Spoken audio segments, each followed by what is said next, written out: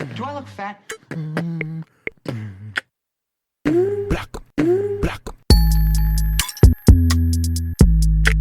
Hey guys, welcome to another episode of the Do I Look Fat podcast. It's your girl, Stephy Kiss. This week's guest is a fellow Idea to Launch alumni, a multi-dimensional creative, and the person that you pass the aux to, the host of the Relationships Podcast, my girl, Claire D. Hey boo, how are you? I'm good. I'm gonna have to steal that. That's my favorite part. Like that little pass the aux. I love that shit. I always say it when it plays on your podcast. Yes, I'm good.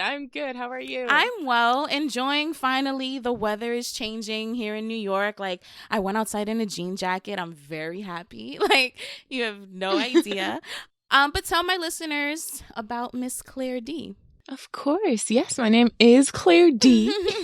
And I am the host of a podcast called Relationsips, where I discuss and discover the different ways in which people choose to connect. So that can be anything from love and romantic relationships and sex, which I really like to talk about, but also friendships and family. And, I try to cover all aspects of relationships that we have as human beings. Yes, I love it. And yeah, actually, I know I typically used to release episodes every Thursday, but I've been on a little break. But don't worry, I'll be back soon with more episodes. So if you hop over there and look at my podcast and be like, bitch, the last time you dropped something was February, January, February. What are you doing? I don't care. No. Stay here, subscribe, because I'll be coming back very soon. And this is the first time that I'm recording again in a while. It feels really weird to be sitting in my closet in my little podcast ghetto ass space.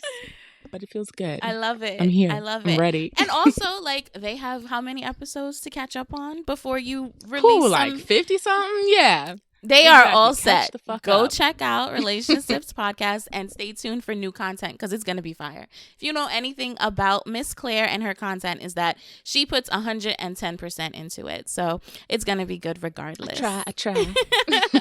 I love it. Okay, so as usual, we're going to get into our icebreaker, which is going to be a would you rather situation. I'm going to give you two scenarios. You're going to tell me which one you would rather and why, okay? So the first question is, would you rather be a famous director or a famous actor? This is so hard. Can I be both? I want to be like Issa Rae.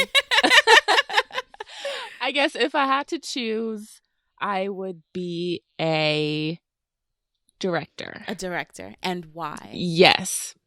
Just because I feel like this is more like cinematography, whatever, but I really like watching movies when it's shot it's a crazy nice shot and the lighting is good. And I know that it's not just the director doing all that stuff, but everything that goes into that, I would like to have that final say. Yeah, because that's the thing, right? The director has the final say on everything. Whatever the actors do, whatever the cinematographers do, the editing, all of that, they have the final say, which is why they win the Oscar or whatever. It's the director that wins it, right? At the end of the day, I believe.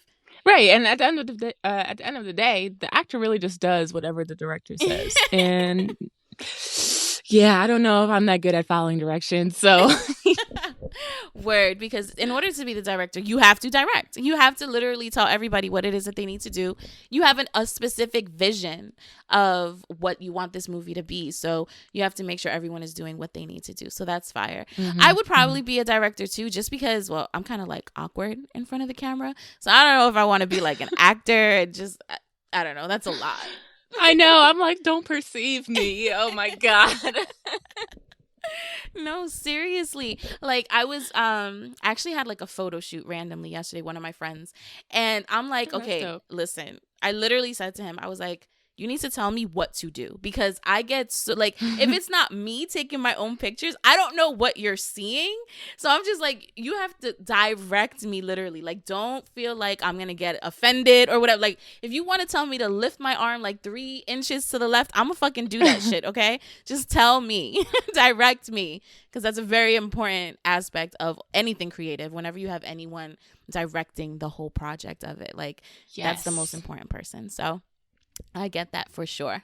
All right, we're going to get into the next question, which is, would you rather lose all your money and valuables or all of the pictures you have ever taken? Oh man, I would rather. Oh God, I hate myself for saying this, but I'd rather lose my money. No. And valuables, because like you can get that back Mm-hmm. eventually. Like, I guess. Yeah. And I honestly, in my bank account, it's not looking too hot anyway right now. So right, you can take that if I get to keep all my pictures. Take whatever is left. Now I will keep my memories. Yes. No, seriously, and that actually happened to me. When I was in high school, my mom put like all of our stuff in storage, so like all of my baby albums and everything, and we lost all of that stuff. That was in storage. No. So I barely have any pictures of me as a baby. So like whenever anybody finds pictures of me, like family members, and they send it to me, I get so hyped because it's like I have no pictures. Like everything was actual physical copies back then. So it's not like we could just pull up Googles and look up old MySpace, whatever. And like, because you could always find your old pictures, right? I still have access to my photo bucket. I don't know if you remember what photo I don't know though, because I feel like I have all of those pictures, like all my baby pictures. They're all very nice and organized in these photo albums. But all of the pictures from whenever everything started going digital, I don't have those anymore. Like all those pictures from like the old digital cameras, they were like on my old family computer, and now who fucking knows where they are? Like there's just this gap in my life where I do not have the pictures. So I always think maybe I should just print out some of the pictures that I have on my phone and actually make a photo album, because my family's been like huge on keeping pictures. Like I have pictures of my great-great-grandparents. Oh, that's fire. Like photographs, and like they're really old. Like they're like from the 1800s, like old. So yeah, I want to do the same thing too and print out a bunch of pictures, because like you said, I have 2 PCs in my closet, old ass PCs, and the only reason it's the actual towers, okay, like they're taking up fucking space. The only reason I still have them is because I know I uploaded all of my pictures onto those computers, so it's somewhere in those files, and I can only imagine like if I don't know what's on that computer, bro. So like if somebody finds porn. No, chill. There's no like sex tape of me or anything like that. Let's not put that out there. But all right. But no, seriously, there might be some crazy shit on there, and I have no idea, because this was all, like you said, it was the change of like from physical pictures, like when you would go develop film, to getting like digital cameras. So it's like all of my pictures are on this computer, and I don't know what's in there from like my early 20s until like I was like 25, 26. So that shit is crazy. One day I have to figure out how to get in there. I know. I probably still have like 2 or 3 old laptops too, with pictures and documents and stuff that I don't want to lose, but like I'm too lazy to do anything and actually get it on like a smaller disc, or like, what am I talking about, disc? Like you don't even need a fucking disc nowadays. They're gonna send you a link, girl, a fucking flash drive or some shit. Fucking floppy disk. No, that's not what we're doing anymore. All right, so the next question is, would you rather be feared by all or loved by all? Loved by all. Yeah, because both of those things are a power thing in my mind. Because if you fear somebody, you're probably gonna do what they say, but also if you love somebody, you might also do what they want, but like for different reasons, them blindly or whatever. Yeah, and I think love is always better than hate. But it's crazy, because I always feel like the people who are hated the most have the most power, which is wild, right? Like you look at somebody That's like true. Trump, like so many people, people fucked with him, but so many people hated him, and that's what got him so popular. Like people were always talking about him, whether it was positive or negative, right? All press is good press, so they say, your name out there. That's a good point. Because I feel like maybe being hated, or not hated, sorry, but being feared might get you more respect. Like you might respect that person that you fear, because you're like, I'm gonna chill out back here. Yeah. But you don't necessarily have to respect somebody that you love. Right. I mean, that's the ideal situation. It should be. But it's not always right, but it's not always the case. Yeah, because you could love them for like different selfish reasons, and it might not have anything to do with them. So absolutely. I don't know. That's a rough one, because it depends. Like I really think it depends on how much power you want, right? Like, do you want that absolute power where everyone's scared of you and, you know, like you're just a dictator and all this shit? Or like, is it a power where you have so much love and influence that people just like gravitate towards you and fuck with you? You know what I'm saying? Like, it's two different things. Okay. But it just made me think of this video that I saw. I don't know if it was on TikTok. Yes, I'm on TikTok. Or Twitter. or whatever it was. But it was basically saying, like, imagine that you're friends with everybody. Okay, so seeing that, okay, imagine everybody loves you. Like, everybody on the planet loves you. You ask every single person for $1. Mm-hmm. Now you have $7 billion right. in your bank account. Like, I think I'd rather be loved by everybody. That's true. That's true. Because it's like you can, with your fear, like people can probably like overthrow you or some shit like that. Some Julius Caesar type. Exactly. Just fuck with you. I don't know. It's crazy. And that seems like a very lonely life. Yeah. So. Yeah, definitely. Definitely. The power of love, ladies and gentlemen. Okay. Let's always lead with love. All right. So this is the last one. Would you rather have a horrible job but be able to retire comfortably in 10 years, or have your dream job but have to work until the day you die? That is so hard. I think, oh God, that is so hard. I think I'd rather be stuck in a shitty job for 10 years. Because in 10 years, I'll be like 38. Mm-hmm. So, and then you can start your dream life job, to live. Right? Exactly. Or I can just do whatever I want. I can just like start different hobbies. Mm-hmm. They can be like, oh, let me travel and do some photography, or let me, you know, fucking pole dance and work in strip clubs all over the world at 38. Who cares? Like, whatever. Listen, there's an audience for everybody. Okay, that's all I'm gonna say. But yeah, I would definitely take the sacrifice. 10 years, in the grand scheme of things, flies by so fucking fast. Like, exactly. And it's conflicting because, like, yeah, life is short, quote unquote, but 10 years flies by. Like, my son is 11 and I remember him being a baby. Like, these years just flew, and the older we get, the more these years just I don't even know where they go. Like, it was 2019. I don't know where 2020 went, to be quite honest. No clue. Like, no idea. But yeah, honestly, because I'm thinking, okay, so I graduated college like 4 years ago. So I've been working in a job that I don't love, right. Let's be honest, for 4 years. I can do that for another 10 years. If I know I'm going to be able to retire. If I know I'm going to. Listen, I'm going to put 100% into that job too. Go in there with a smile every day for 10 years. Okay. Like, I don't give a fuck. I'm retiring. There's people who are in their 60s who don't even know if they'll ever be able to retire. You know what I'm saying? So it's like, I'd rather be able to do that. And, you know, I'm ready to retire at 35, to be 100% honest. I'm ready now, girl. Yeah, for real. Over it. completely over it. And then, yeah, maybe I can, you know, start some new hobbies like Miss Claire, right? So that's gonna take us into our next segment, actually, right? So it is Eat Your Heart Out, and it is where we provide our listeners with some tips and tricks. And today I wanted to talk about a new hobby that you actually have taken up, which is pole dancing. And I am so proud of you, girl. Yes. I literally Thank from you. the first video you posted on Instagram to like your most recent one, I was like, okay, look at her with the fucking progress, fucking killing it. Okay, I'm all for it. Thank you. People don't. Thank you, and I'm so glad you're bringing this up because like I've been annoying everybody else in my life with it. So the fact that you actually want to hear about it. Yes. Thank God. I wanted to give some people some tips regarding pole dancing as an exercise, right? It's very good for your body. It helps you burn calories extremely fast because it's like an aerobic exercise. You can burn as many calories in a 30-minute session as you would doing any types of aerobic or calisthenics. It also builds your self-confidence. And I wanted to talk to you about that.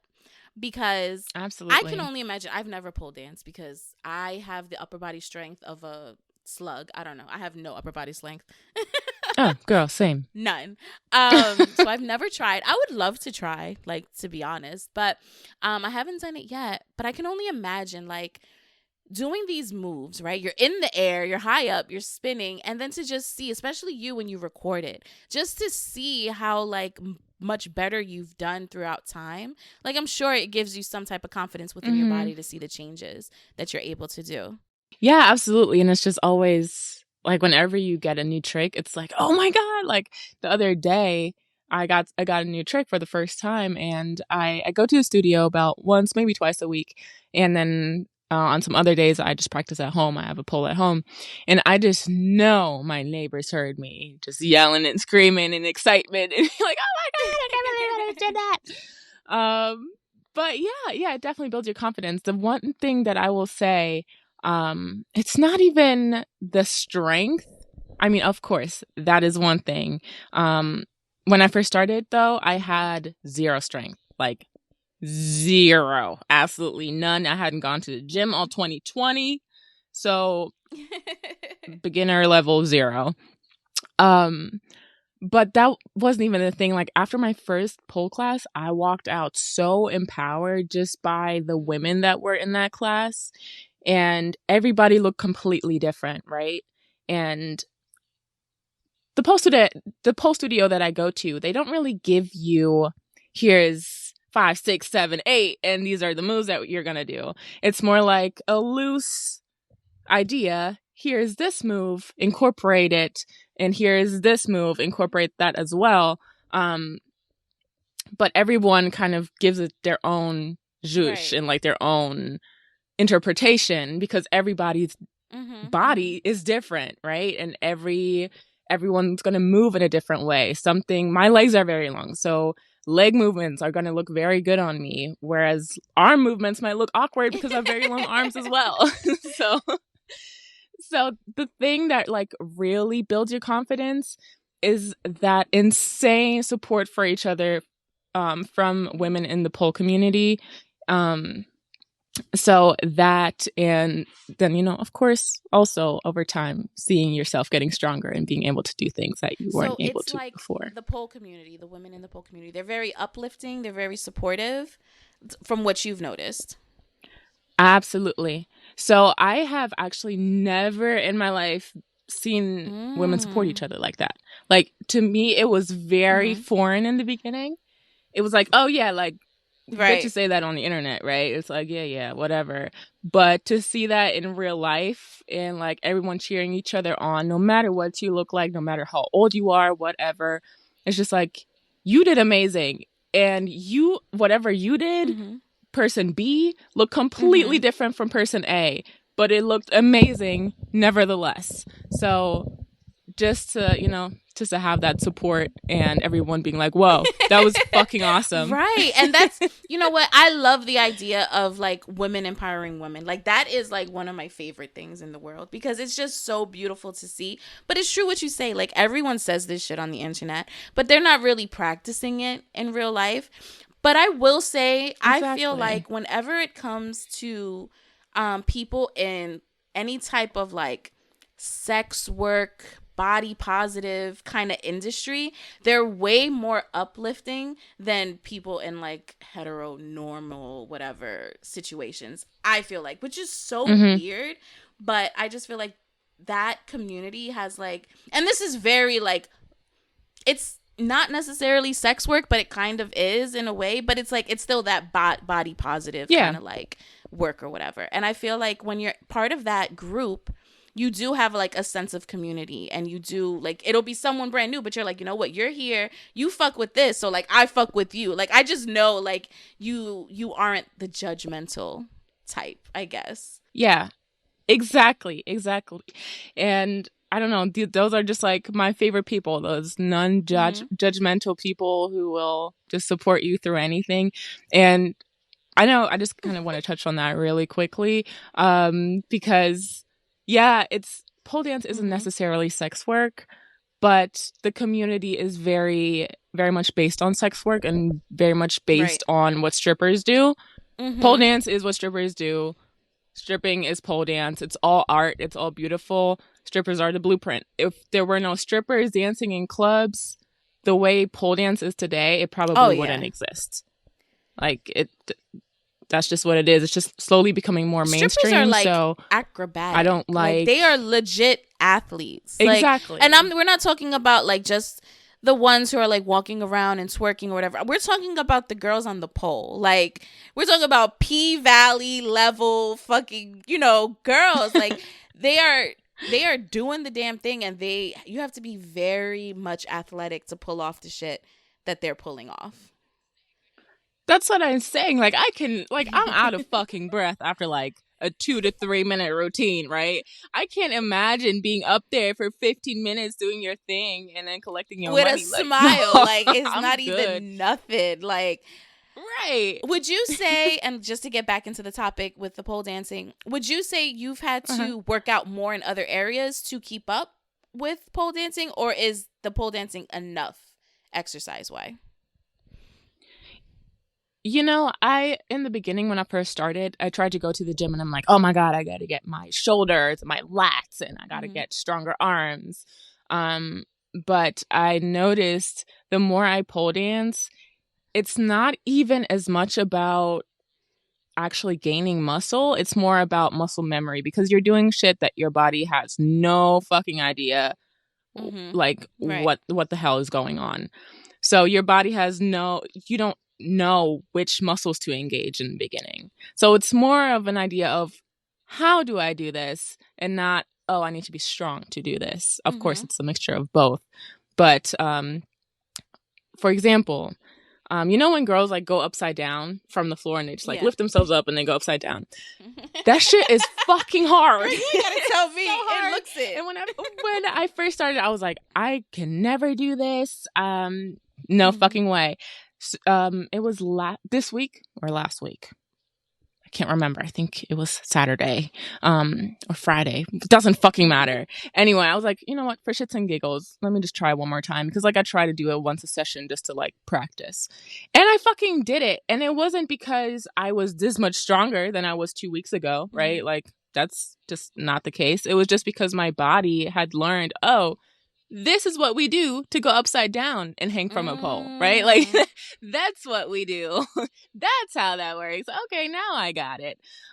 So yeah, but it's totally amazing to see your body change. Muscle memory is amazing. Muscle memory is just, it's so wild, because it's true. You are training your body to use these like muscles in ways that you've never used them before. When are you ever holding yourself or flipping upside down on a pole? No, like, when was the last time you were on the monkey bars in the playground? Like it's not a thing. Like, you have to teach your body these new things. And it's true. Like, even though you are getting stronger because you're doing the movements every week, right? It's not like you're actually putting on muscle and all of that, but you are getting stronger. You are becoming more limber. You're, just the flow, the blood flow within your joints and all of that is helping all of that. Like, your body is working completely all together to make it work. And that is right.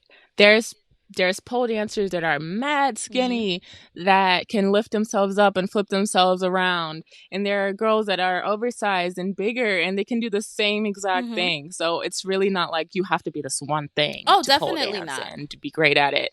It's just like you have to train your body to learn how to do these things. I actually had a guest on this past summer, Roz the Diva, and she's a pole dancing instructor in New York, and she's a plus size woman, and the things she does on the pole, I'm just like, wow, girl. But you can tell she's strong, right? Like, being big, and this is another thing people have to understand, like, a lot of the times you'll see people who are plus size, oversized, whatever have you, and that doesn't mean that it's all fat, guys. Like, there's literally people have muscle, and period. That is a thing, and some people just don't get as small as others, and that's fine. So just to give some more tips about pole dancing and just what benefits it has, it also helps you develop greater balance and kinesthetic awareness, right? So that's I can see that. I can too, and I didn't think of that being a thing, but like if you're up in the air, like you have to have some type of balance. Me, I'm clumsy.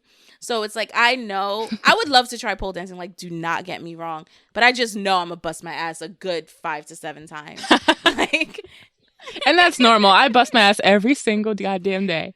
Like seriously. You're not worried I have so many fail about videos. like your ankle? Cause I be seeing those shoes, girl. And I'm just like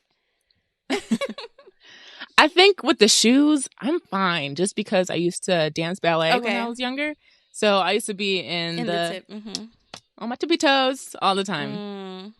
So, you know, whenever I'm in high heels, I do the same thing where I just carry my weight in my toes instead of the back. So my ankles don't really fall like that.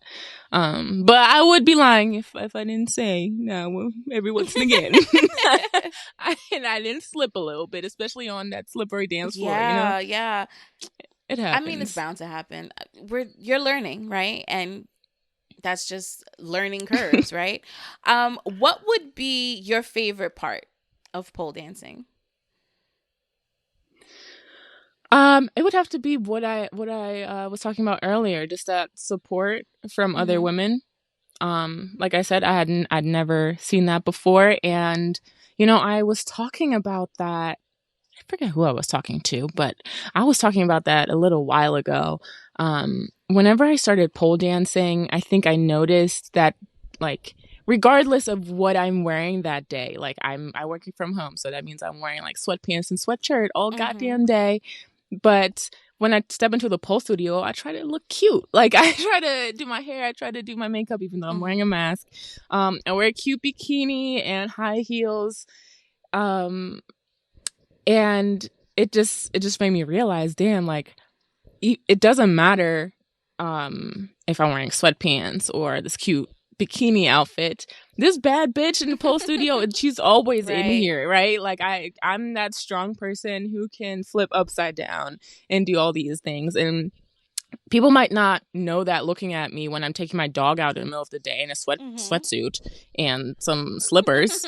But I know that, right? And I know that. And seeing those other women and other people, we have men too in the studio, everybody doing that, it just made me realize, we all have that like fire person in us. Like we all have that powerful, strong person within us, regardless if I can tell that from a 5-minute conversation with you, like regardless if you've even discovered that yet, it's still within you.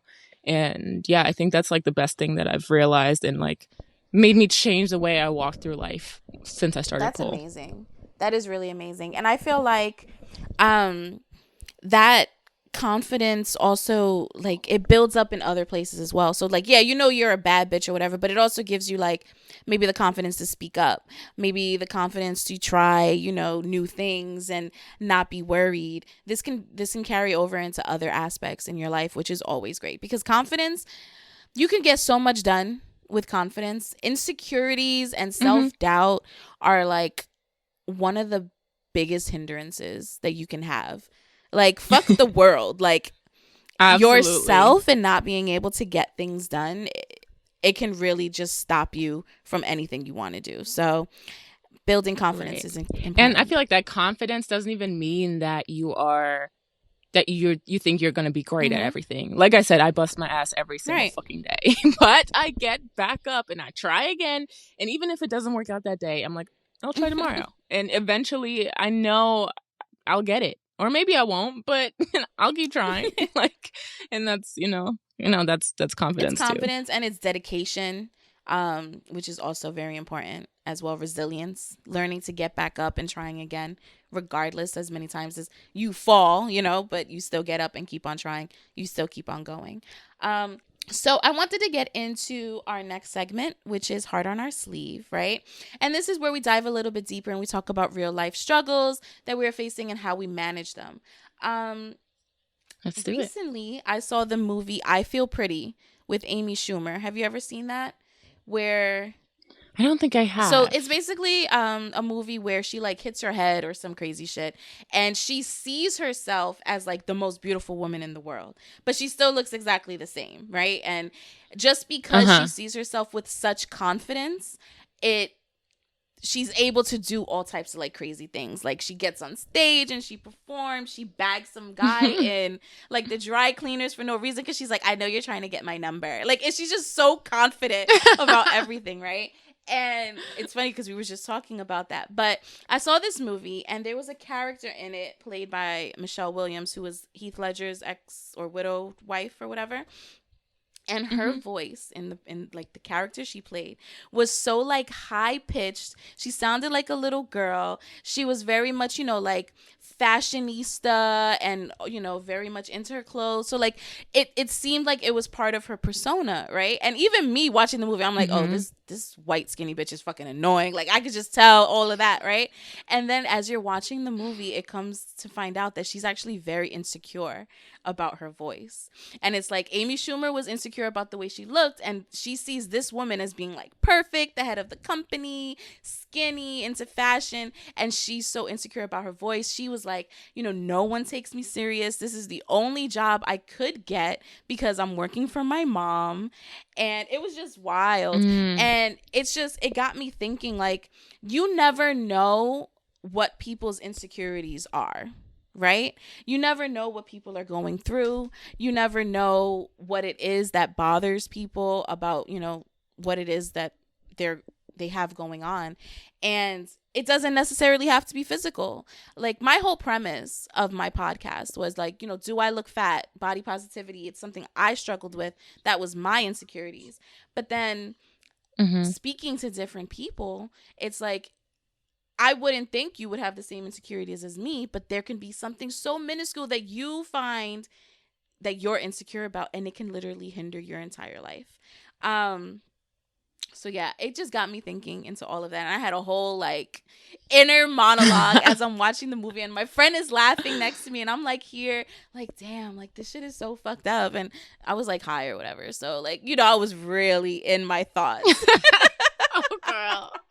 But it's like you never think about this shit. And it's like, have you ever had like an insecurity that you've just realized, like, you know what, this is bullshit? Have you ever had anything like that? Anything you had to overcome?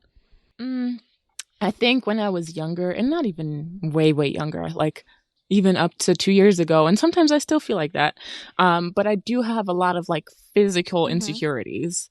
Like whether that be, oh, my waist isn't small enough. Like I look like a fucking pencil, just like straight up and down. Whether that be when I was younger, this was a huge insecurity of mine. I always thought I looked like a boy, and like I looked kind of like a boy when I was younger. Makeup saved me. And it took me such a long time to feel comfortable walking outside without makeup on, because I always thought I looked so boyish, especially when I was skinnier. I didn't really have a body, and my face was just like, I don't know. I don't know why, but I just always thought it looked kind of boyish. So now it's just like looking back, I'm like, girl, just, whatever. But then also, and this is super crazy, a little bit off topic maybe, I'm not sure, but body dysmorphia is a fucking bitch. Let me tell you. Recently, I was high as shit. This has nothing to do with the story, but it just gives context. And right, and I was watching TV with my boyfriend, and all of a sudden he sent me a picture of maybe 4 years ago when we first started dating, 4 or 5 years ago, and he said, "Oh my God, you used to be crackhead skinny." And I was like, "Shut the fuck up."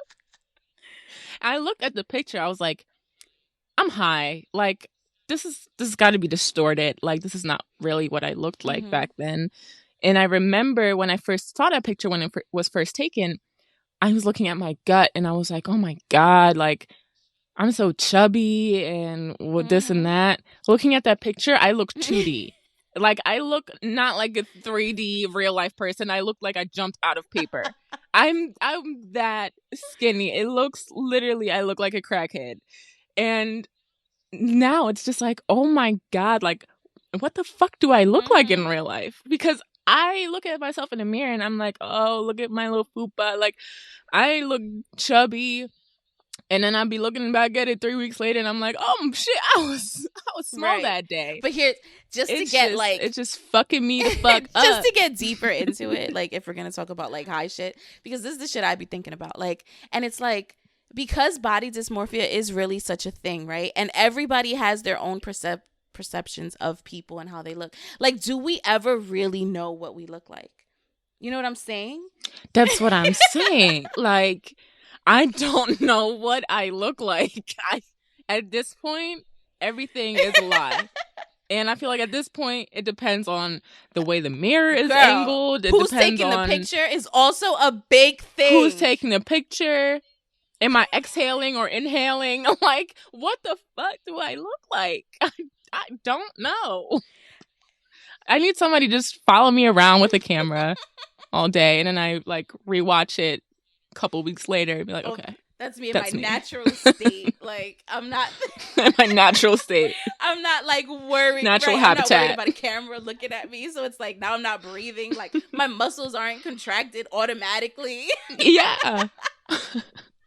It's so wild. Ooh, do you sometimes... This is another insecurity. And I think a lot of people have this. Do you ever go into a dressing room and a dressing room has, like, 3 mirrors and you see your side profile? You're like, what the fuck is going on?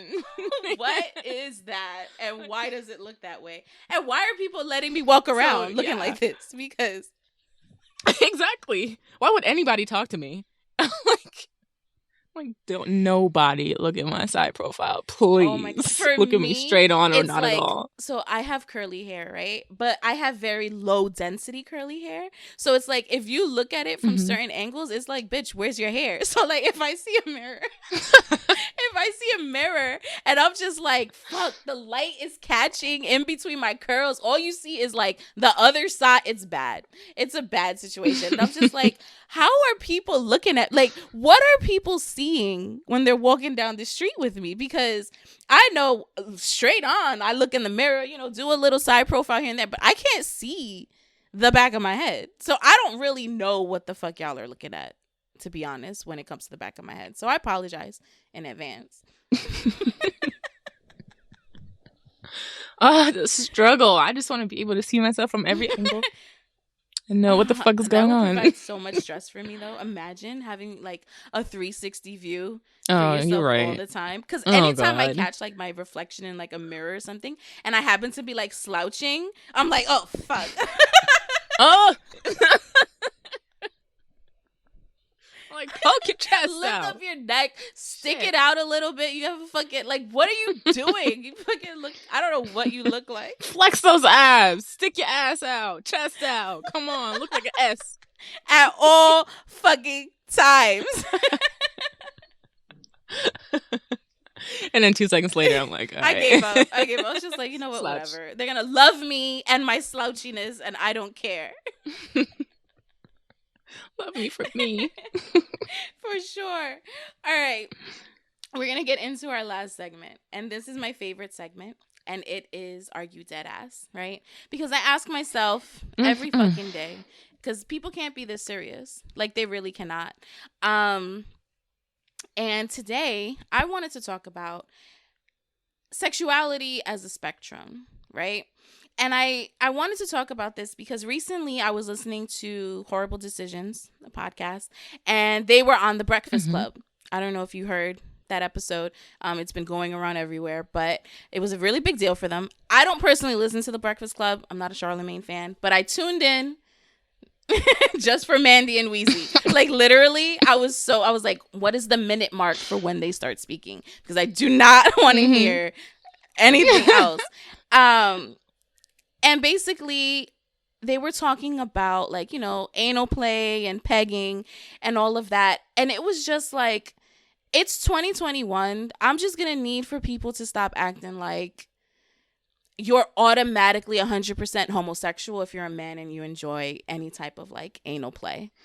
Oh, my like, God. We need to all, as a world, grow the fuck up. Like, that shit of yelling like gay and all that shit, like, that shit is so 15 years ago. Like, come on. Do you know that that's a thing now? Like, I don't know how true this is because, again, I get all of my information from social media or whatever.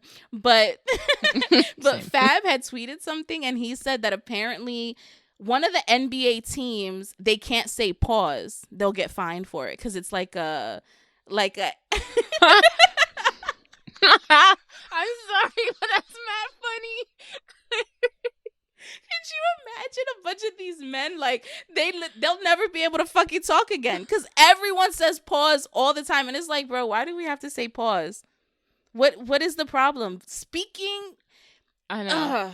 So it just gets on my nerves. It really gets on my nerves. And you would think after like this global fucking panoramic or whatever the fuck that we would be more concerned with public health. Girl, it's literally a pandemonium at this point. Like, we don't know what the fuck is going on half the time. But you would think we would be more concerned with like public health and the economy than what people do behind closed doors. So the fuck what? So that's what I'm saying. Why are you in someone else's business? Like, why the fuck does it matter to you? How does it affect your life in any fucking way? Like, let people do what makes them happy as long as it doesn't harm anybody, right? Like, thank you. If it doesn't hurt anybody, if it's not killing anyone, like, let people do whatever the fuck they want to do in the privacy of their own privacy. Like, you're really mad over something that you never have to think about. I promise you never have to think about that. But I promise you, they do. And all that's the problem. And that is why they are mad. Like, because other people can openly do that and have fun, but they cannot. Like, and that's the crazy shit. That's the sad. Crazier shit because people have so many, like, I don't want to necessarily call it kinks, but everybody has something. You know what I'm saying? Like, everybody likes something that it's like, ooh, I don't know if I feel comfortable sharing this with someone. You know, everyone has their own shit, whether it's something you like to see, whether it's something you like to do, whether it's something you like to hear, whatever have you. There's always that one thing that you yourself, you question, like, ooh, I don't know if anybody would like understand. What the fuck? Right. And girl, I've had that shit when I at a young age. I was like, something's wrong with me, God, please. You praying for yourself, like, yes. I'm not trying to. Why'd you make me like this, God? Like, I'm trying not to go to hell, and you keep on putting these thoughts in my head, and I don't understand why. But yeah, like, everybody has that shit, right? So to judge somebody else off of what they're doing, if it's between consenting people and consenting adults, let me say that, because another thing is this whole pedophilia thing that is pedophilia is not a sexual orientation. I'm just gonna say that. Like, no. It's just not. No, I don't give a fuck. Like, that no, I'm gonna fight over. Like, I'm gonna fight over that. Like, I don't give a fuck. I don't know. Again, I don't know how true this is, but apparently they're trying to add P to the LGBTQ plus. Nope. I don't know. Again, and I don't give a fuck if who says anything about that, but that is not a kink. That's not a fetish. That is just mental illness. Seriously, that's not a thing. Like, it's nothing we should be supporting. And it's like, to get into that, like, everybody always talks about, oh, well, you know, there's a clear, like, teenagers and men and blah, blah, blah. That was pedophilia too. If I was 16 dating a 24-year-old, which I was, that was wrong. Okay? At 16 years old, I had no business dating a 24-year-old. How old was I? 14? 15, talking to a 24-year-old. I remember he was 9 years older than me. And this man, to this day, he has a I don't know if he broke up with his girlfriend or what, but he has a child, and every once in a while he will still friend request me and send me a message like, hey, and I just leave it there. And like 3 weeks later, he's like, new friend request. Hey. And I was like, sir. Like, you do know you're a predator. Looking back, I understand we're both grown now. But looking back, this is very odd, and I don't want to look back at that time. I don't think you should imagine either. A 24-year-old man or woman, a 24-year-old person getting with a teenager. Even 17, 18 is questionable. Like, I'm sorry. You don't know who the fuck you are, what you're doing. Like, if I'm thinking about it, that's like me. I'm 27 now. That's like me getting with an 18-year-old. 18-year-olds are children to me. Hello. Like, you just graduated high school. Like, you are a child. You are literally a child. Have you ever really paid a bill? No? Oh, okay. Probably not. How much have you contributed to your SSI in your taxes? Nothing? I can't fuck with you. Like, you have no money? Like, I don't know. Like, you haven't... You can't even drink. You can't even drink. I feel like that's like the minimum requirement. And even me, like, I'm 35 now. I can't see myself with a 25-year-old. We're just in two completely different spaces in our life. Like, so doing that with a child at that is just, it's predatory. And I'm sure you couldn't really get anybody your age, which is why you were going to the high schools looking for the 16-year-olds who were happy to, be messing with somebody who had a car. Because that's basically what it was. I was so hyped that he was so old and grown and still living with his mother, though. So, but that ain't mean nothing to me. Another red flag. That ain't mean nothing to me. So did I. You know what I'm saying? Like, I was 16. Right. Like, that's normal for me. Shit. The guy, any guy I date will be living with his mom, so it's not a big fucking deal. Oh man. So yeah, that is my rant for today. 1, sexuality is a spectrum, and stop classifying people just because of whatever they like to do. That doesn't mean anything. 2, pedophilia is not a sexual orientation. And 3, if you are in your 20s and are dating somebody younger than 19, I'm judging you. And I don't know what the statute of limitations are in your state, but you can always get charged with rape. FYI. I think it's like 7 years in New York. I know that from SVU. Not from SVU. That's where I get a lot of my knowledge from. I swear I'm a district attorney from fucking SVU. I'm a surgeon from Grey's Anatomy. Like, all of this shit. For real. Oh, shit. Was there anything that you wanted to get? Oh my God, please. So this I forget his name. Some with a D. That relationship expert. Oh, Derek Jackson? Him. That is my rant today. Shit. Because I don't understand. And what I want to say is just very quick. It's just very, very quickly. I don't understand. So cheating is one thing, right? Like, whatever happens, a lot of people do it. It's not like a good thing. Obviously, we shouldn't be like, oh, whatever, it happens. But realistically, it does happen. Getting cheated on, and I'm speaking from personal experience, like, that shit breaks you. That shit is crazy. Like, top 3 worst emotional pains I've felt in my life. Getting cheated on by somebody who in the public eye is telling these bitches to leave their niggas for the same shit that he is doing. He knew the tea. He was like, listen, okay?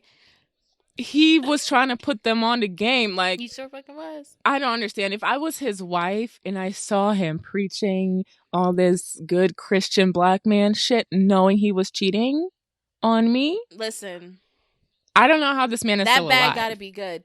Okay? Because she's like, I'm not fumbling the bag. They have to have some type of revenue coming in. And then also, notice how he only talks his shit. I don't know how long you've been following him, but I've actually been following him for quite some time. He always talks his shit in the car. Okay? She's like, I don't want you talking all this shit in my house. She's like, you thought you doing this shit. I know you're full of shit. Okay? But this makes money. Full of shit. So you could do that shit out in the car. Because nobody even knew that man was married in real life, like, for real. Like, it wasn't really... Like, oh, really? I mean, I know I didn't. Let me not say everybody, because I'd be talking like I'd be knowing what everybody be thinking. But I didn't realize he was married until like years after me following him. Because I'm telling you, I've been following him since like 2014, 15, 16. Like, I've been following him because he's sexy. That's another thing. Like, you're not going to be sexy, bro. And it's like 9 times out of 10, I wouldn't even really listen to what the fuck he was talking about. He's just nice to look at. You're just looking at him. He's totally my type. Like, he's just sexy God. to me. So, but yeah, he's full of shit. He's completely full of shit. And I feel like his wife knows the deal. And I feel like she'd be cheating too. You can't tell me otherwise. That's what I'm saying. Like, people were like, oh, you can tell she's checked out. And it's like, yeah, maybe she's checked out and tired of him. But also maybe she's just cheating back. You care less. Like, she just looks like, okay, nigga, whatever. You're cheating also. Whatever. Like, if you're just over the bullshit, I'm telling you, it's probably on some shit like they're married, they're Christian or whatever, religious or whatever have you. I don't know what denomination they go under, but they're that. And then it also brings money. Maybe she doesn't have to work. Maybe she's just taking care of the kids. Like, maybe she's comfortable. Maybe she's fucking comfortable. And that's why she sat on that couch with her bonnet on and was like, yes, I'm here. I'm going to stick by my man. What's the TikTok? I'm going to stick by my man. And I'm going to stick beside him. Right. Oh, my God. But yeah, that situation just killed me. It just like pissed me off because I'm like, that's a mental illness. Like, to be so, like, have that disconnect between what you're doing as a career and preaching to other people all day versus what you're doing. But that's why also, like, as much like, you know, we have podcasts, we talk to people all the time. I don't sit here and act like I'm like a motivational speaker or inspiration, but the things we say, we do inspire, right? But that's why you also have to take into account what you're taking in and who you're listening to. Just because someone is talking and is talking with like confidence as to what they're saying doesn't mean that what they're saying is valid and that it's true and that you should actually take it. Exactly. Like, for example, I have a relationship podcast, right? That does not mean that I know what the fuck I be talking about. But my listeners know Claire is just talking from her own experience, and she's talking about what is happening in her life and what is happening in the lives of her guests. Not, this is what you should do, and this is the life that you should be living and the rules that you should be living by. No, I'm just giving you my side of the story. Exactly. And he really is like, he swears and that's the problem. I think that's what got everybody upset, because you're really sitting here like preaching, especially men. I know men were just like, oh, so you was here talking all this shit. You don't talk shit about us. You was doing the same fucking thing. He's one of us. Come on, brother. That's why they hated him. Always hated him. I remember guys would always be like, oh, he's just a hater. And what's that other guy that likes to talk about relationships, the older one? He's like glasses or some shit like that. I have no idea. I don't know his name. I don't really be paying that much attention because he's not cute. So at least see, you at least gotta be cute. You want to tell people what to do? You want me to listen to you? At least let me look at something. Hello. All right, girl. So this was fun. Let my listeners know where they can find you. Of course. You can find me at Relationships Pod on Instagram and Twitter. Currently, though, probably follow me on my personal. You'll see some updates, and you'll see a lot of cute pictures of me at just Claire D on Instagram and Twitter as well. Yay! Okay, so guys, just as always, everything will be linked down below. You'll be able to find all of Claire's information. And also follow me on Instagram _StephyKiss, StephyKiss, and the Do I Look Fat podcast. I will see you next Fine and Thick Friday. Bye, guys. Bye. Thanks for having me. Bye. Hey, girl.